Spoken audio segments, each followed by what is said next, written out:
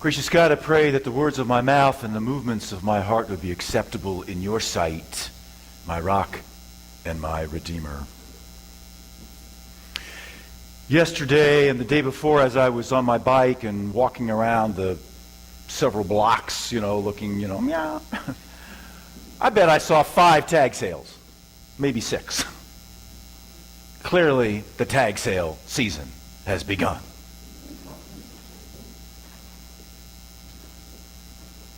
Which got me thinking about stuff.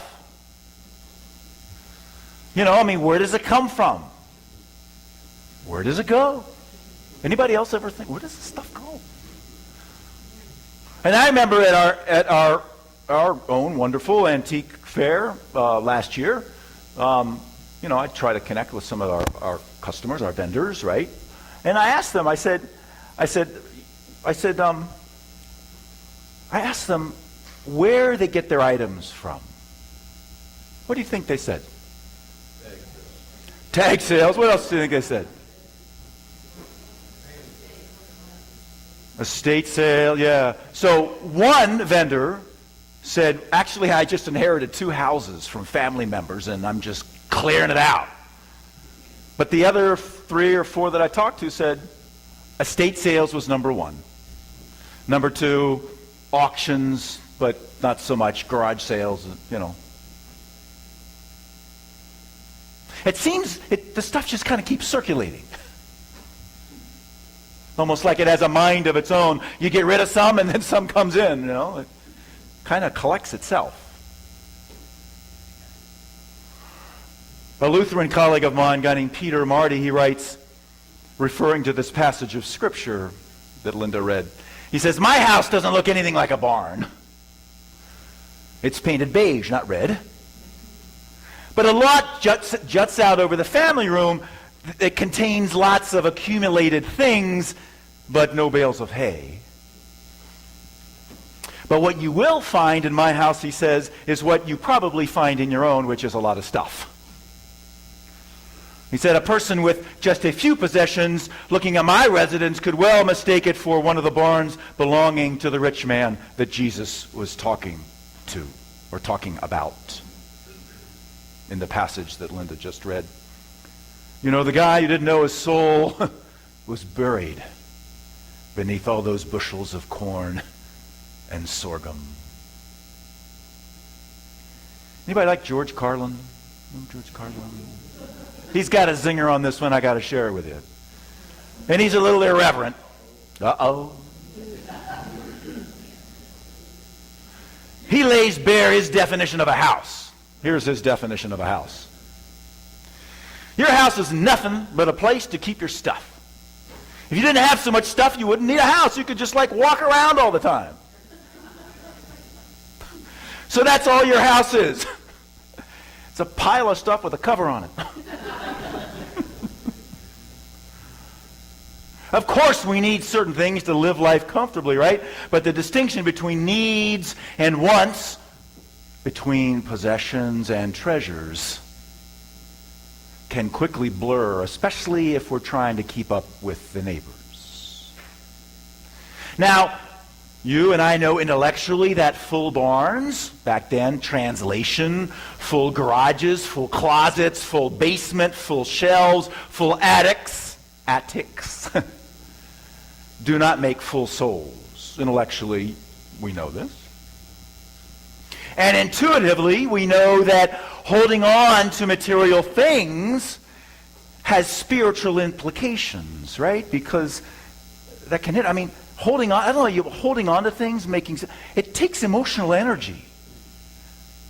And emotional and spiritual natures are very closely tied together. It takes spiritual and emotional energy, is my experience, to share space with anything, living or not. Of course, when it's living, often it gives it back, but if it's not, it usually just drains. And that can hinder what Jesus wants for us. Luke tells us richness toward God. Who knew that the Bible had something to say about our closets and stuff? But it seems to be. consumption is very seductive, Jesus warns. Man, once in a while I'm channel surfing and I watch QVC, it's kind of entertaining, but it'll suck you right in. Glossy catalogs, I get 2 or 3 a day. Surf Amazon, eBay. I mean, it's innocent enough, right? But how much do you buy stuff? I bought something the other day, and oh man, I already have one of those.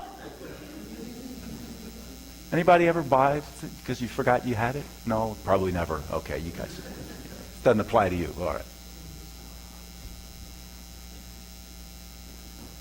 Living in a consumer-oriented culture like ours, it's not easy to disencumber ourselves of excessive stuff.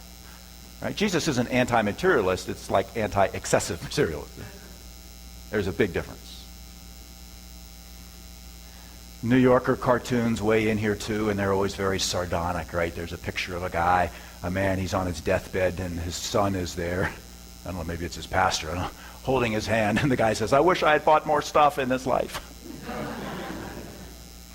That's not what we wish for at that time.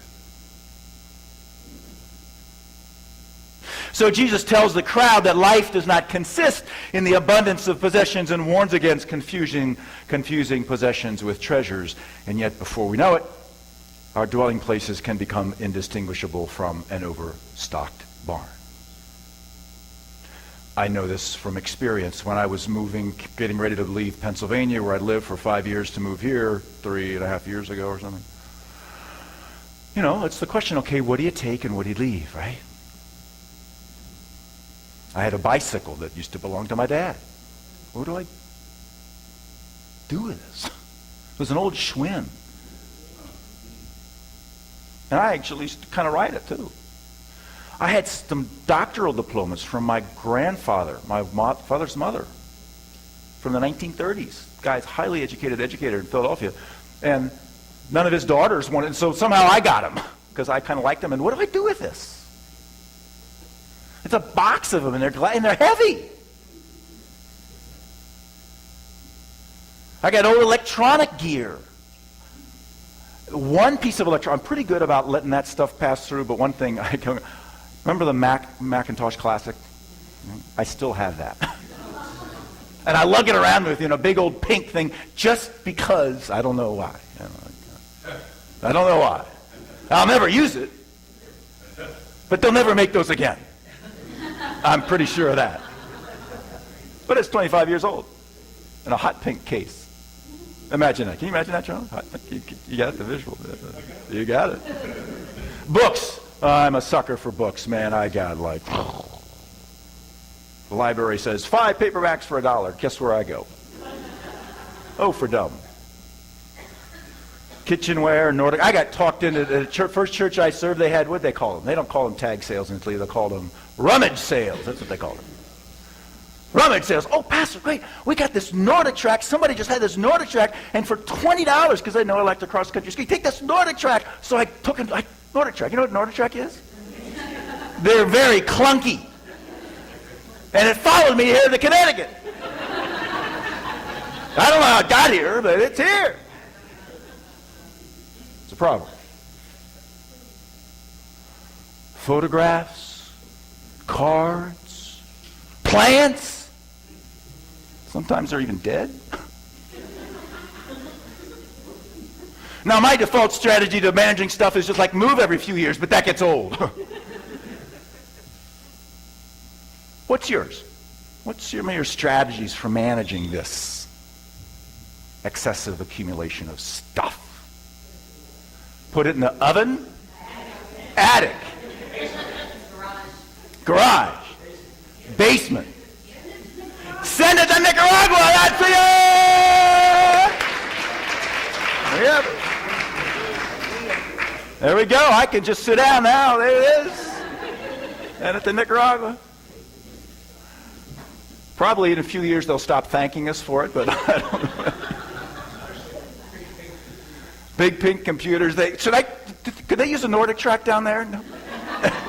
No snow in Nicaragua. Man. No. I'm trying. How do you discern between possession and treasure? That's the question, right? And possessions that kind of act like treasures, but they're really not. Reverend Mary Ann McKibben, a UCC colleague of mine, she says, there's some philosophies, and you guys, some philosophies to consider when you're trying to discern, some of them are kind of nebulous, like for one person, for her, I guess, it's, how difficult will my life be down the road if I no longer have this? I don't know. That's not a very good question. Anyway, that wouldn't be helpful to me. Let's just say that. Here's another one. Can I still imagine a use for this? Now, if you got a thrifty streak in you, that is a trap, that question, right? Of course I can use this wrapping paper again next year, honey. Don't throw away the Christmas wrapping paper. Of course I can use it again. Is it ever used again? Is it?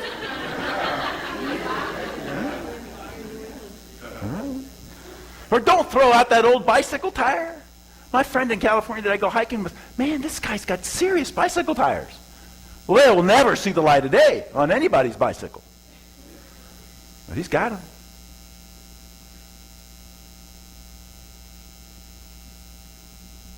If there were a Puritan method for home organization, it would be this one. Those old, by the way, we Congregationalists are descendants of the Puritans. I didn't know that. That's why we're so simple, actually, in our churches. If there's a Puritan method for home organization, it would be this one.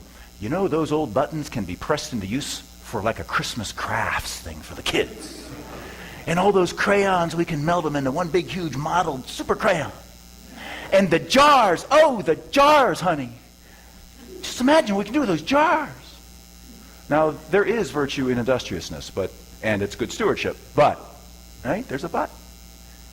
And the but, there's this emotional and spiritual lag, and energy gets sucked out of us when we get too much of this stuff. Even supposedly for a virtue like thrift. Meanwhile, my own closets here where I live, are still kind of bursting with things, although Gail has been receiving some of them. There's another bag today I brought in. I know, I'll help you lug it out to your car. With clothes, the majority of which I haven't worn in years, my bookshelves sag with books. I have a garage now. I hadn't had a garage in a while, and I can barely fit my car in it. Barely. I bought a table. I don't know why. What do I need another table for? It's in the garage, and I have another rule, though. Another rule was okay, it's time, move to disencumber. That's really not a very helpful rule. The other one is a 3-year rule. If I haven't used it or worn it in 3 years, get rid of it. But sadly, that's unevenly applied. So it's not very effective. Clearly, my strategies aren't working so well. I need a new one. I need a new way to kind of see stuff, discern between possession and treasure. Anybody ever heard of the KonMari method? KonMari? KonMari is a wildly popular decluttering method by Marie Kondo. She's a Japanese person. And her book is entitled The Life-Saving Magic of Tidying Up. The Japanese art of decluttering and organizing, and apparently it's taken Japan by storm and lodged itself on the New York Times bestseller list for like a year. And you haven't heard of this? Anybody heard of this? No? Okay. You have one. All right, Linda. Get an extra cup of coffee. All right. So KonMari, this method, says that the most important thing when evaluating whether or not to release a possession and to send it on its way is not, might our grandchildren enjoy this one day? She says, no. Sorry, grandchildren. And also no to, well, Aunt Susan gave that to us, and if she found out we moved it on, no, don't use that either. That's a trap. Here's what she says. Here's the question that she suggests. Does it spark joy? Not happiness, joy. See, joy is a theological term. Happiness is not. Because joy connects us with deep, right? Happiness comes and goes. Joy can be deep even when life is pretty miserable. You can still be joyful. Even when happiness is long gone, you can still be joyful, because joyful is deep, and theologically, that's a theological term, I would say. If it doesn't spark joy, if it does, if it doesn't, exit stage left. And she's got a strategy, and I'm kind of wrapping up. I'll show you what her strategy is for this. She says, you get things into various categories. And she's got a suggestion of, which category to start with. But she suggests that whatever the item is, you go through it. This takes time. This is maybe one reason why it does, because it takes some time, and it takes intentionality, and the TV's got to be off. And no music, unless it's maybe really, but no thing that you're tapping your foot to, right? It's got to be very intentional. And each item, you hold it in your hand. Embrace it if you want to. And see how your body reacts to it. There's a visceralness to this. Actually, this is quite liturgical. Don't just let your eyes pass over it.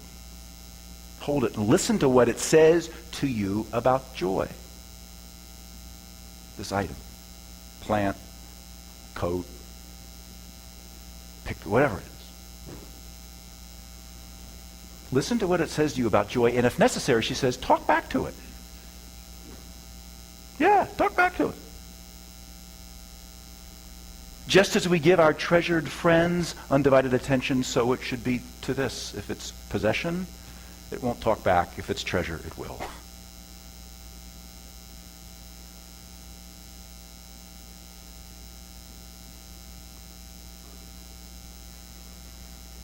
And when you decide to get rid of something, the joy isn't there, right? It's okay. Bid it goodbye and thank it for fulfilling its role in your life. Thank it.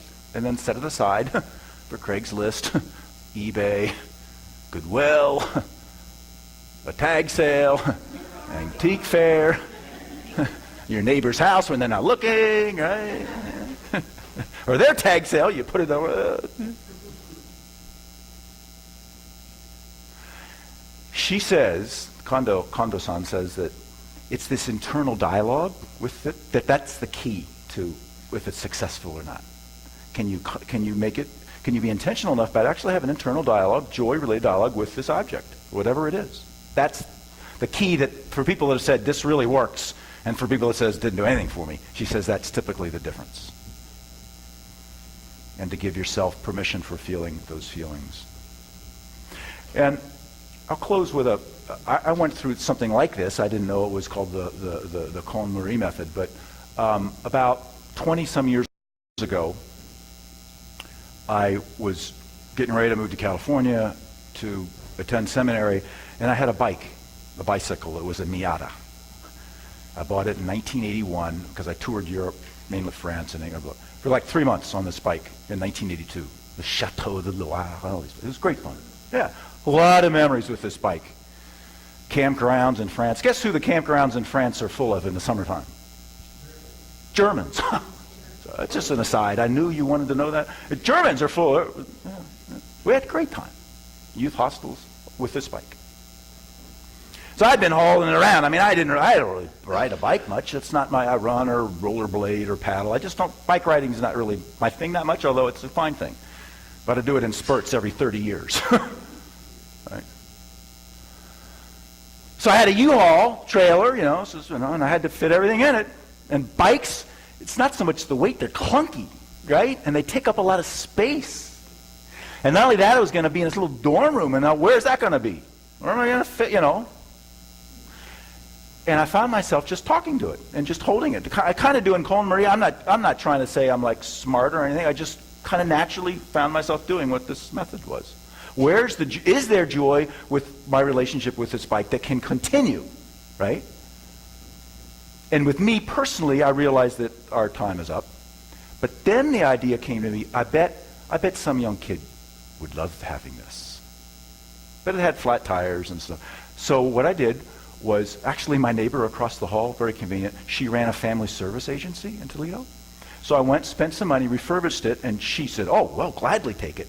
And she said, the next day, after it got there, the first thing in the morning, that flew out of there underneath a delightful, just a delighted 10-year-old kid. So when I think of that bike now, I don't miss it. Oh, I kind of miss it.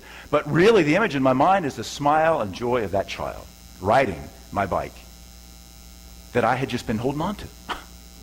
And it was taking up space and energy for me when here it could have, for some kid that whose parent, family couldn't afford it. It was a real God moment. It was a joy moment because, see, possessions are just ends in themselves. But treasures bring us into the richness of God. And the people said, Amen.